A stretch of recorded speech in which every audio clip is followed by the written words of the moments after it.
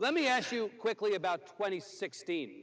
And I was obligated to do that before today, but then today, public policy polling had a poll out of potential Republican candidates in 2016, and lo and behold, Senator, you are the #1 choice of Republicans nationally in this poll as a candidate for President of the United States.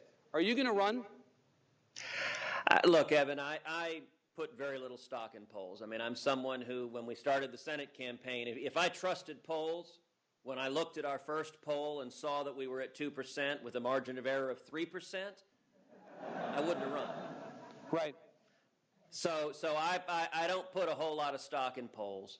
I got to tell you, my hands are full with the U.S. Senate, what we're doing right now. I mean, 100% of my focus. I'm in Washington, D.C. today instead of home with my little girls. Right. Because we're in a fight to turn this country around. And so, you know, I know it's hard to believe, but I'm trying as much as possible not to focus on the politics and just focus on getting the job done. Just focus on standing up and fighting for the issues that matter in this country. And I think the Senate right now is the battleground for those issues, and that's where my focus is. In fairness, Senator, you have gone to Iowa and New Hampshire.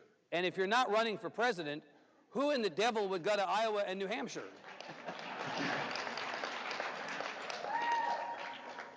Well, I will point out that in the 9 months I've been in office, I've done, I think, 73 events in the state of Texas, have been to 28 Texas cities and 22 counties, have been to over a dozen states all over the country. And so, yes, those were 2 of the states, but I've gone all over the place.